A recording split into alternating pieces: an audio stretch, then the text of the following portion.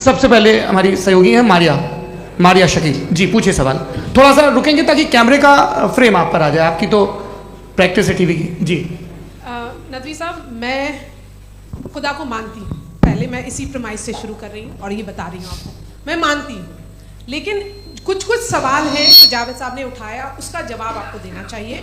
पहला सवाल ये कि गज़ा में सालों से छोटे बच्चे मर रहे हैं, वो उनको अगर खुदा मर्सीफुल है, हम मानते हैं कि अल्लाह ताला में बहुत ताकत है, तो वो बच्चे क्यों मर रहे हैं। दूसरी बात ये कि अगर कंटिजेंसी की जो आप बात करते हैं, पूरे मुस्लिम ममालिक मिल करके भी उन गज़ा के बच्चों को क्यों नहीं बचा पा रहे हैं, क्योंकि अगर वो चाहते, क्योंकि अल्लाह ताला उन पर हुकूमत करते हैं, सब पर हुकूमत करते हैं, तो वो उनको क्यों नहीं बचा। जी, थैंक यू वेरी मच।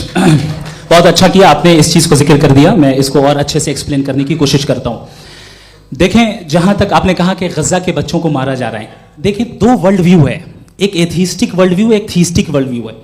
बच्चे मर रहे हैं दोनों वर्ल्ड व्यू में, लेकिन हमारा वर्ल्ड व्यू कह रहा है कि रिकॉम्पेंस है, ये कह रहे हैं कि उनका मरना बेकार जाने वाला है, कोई उसका रिकॉम्पेंस नहीं है, चूंकि इनके यहां आखिरत और अल्लाह का कोई तसव्वुर या गॉड का कोई तसव्वुर नहीं है।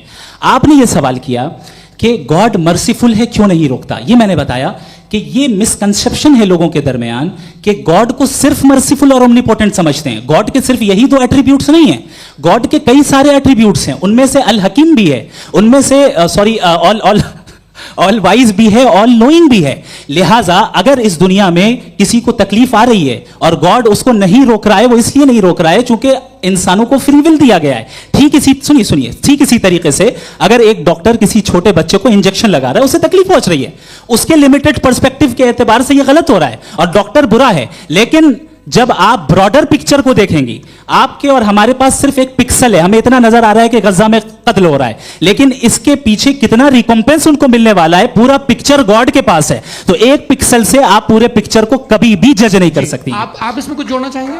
आपको कुछ बोलना है इसमें?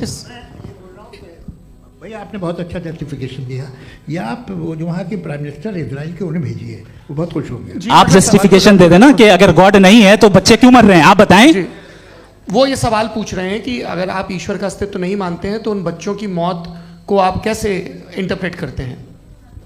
भाई ये दुनिया जो है, जो ताकतवर लोग होते हैं वो एक नाइंसाफी करते हैं। तो ये अच्छा काम है, आपके नजदीक तो नेचर नाइंसाफी पे मबनी है। अरे मेरे भाई, आप नेचर की कहाँ बात कर रहे हैं, तो इंसान की बात जी, कर तो फिर जब मैं इंसान की बात कर रहा था, आप नेचर की बात करने लग गए। क्रॉस एग्जामिनेशन नहीं। हाँ, अब आप मुझे बोलने नहीं देंगे तो अलग बात है, आप बोलिए, मैं मुझे कोई जल्दी नहीं। जी नहीं, ये क्रॉस एग्जामिनेशन मुझे बोल तो लेने दीजिए। जी बोलिए। क्या बात ये है कि ह्यूमन सोसाइटी तभी साथ में रह सकती है जब वो मोहब्बत से, एकता से, एक दूसरे के एहतराम करके रहे। इसके अलावा पॉसिबल नहीं है, अकेले तो इंसान रह ही नहीं सकता। वहाँ पर कुछ लोग हैं जो फाउल करते हैं, वो फाउल हमेशा से तारीख में होता आया है। आज ये हो रहा है, जो हो रहा है बहुत बुरा हो रहा है, बहुत जालिमाना है, बहुत जाबराना है। उसको आप कहें कि ये बच्चों को कॉम्पनसेशन मिल जाएगा या इसकी इंजेक्शन है, इंजेक्शन तो हेल्थ के लिए दिया जाता है। आप ये कह रहे हैं कि ये बच्चों की जो धज्जियां उड़ रही हैं ये इंजेक्शन है, ये टेस्ट है, ये टेस्ट है और उस टेस्ट में उनको ऐसा रिकॉम्पेंस मिलेगा जो आपके तस्वुर के बाहर है। ये आप 3 बरस के बच्चे को बारूद से उड़ा के टेस्ट ले रहे हैं? वाह, वो नहीं ले रहा है, खुदा नहीं उड़ा रहा है, इजराइल उड़ा रहा है। जी, ये तो उसको अगला सवाल लेते हैं।